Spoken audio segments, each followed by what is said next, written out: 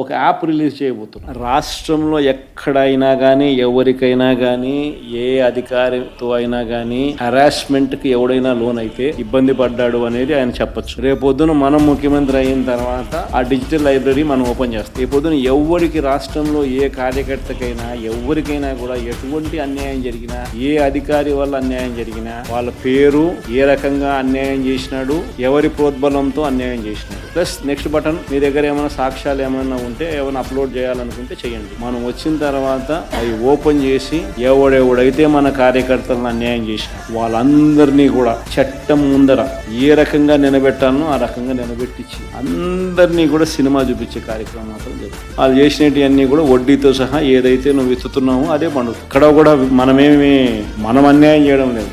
ఏదైతే మీరు ఇత్తినారో అదే రేపొద్దున పండుతుంది. చక్కెర వడ్డీతో సహా చెల్లించే పరిస్థితి వస్తుంది. అదొకటి ఖచ్చితంగా నెక్స్ట్ 10 రోజుల్లో రిలీజ్ చేయబోతున్నాం.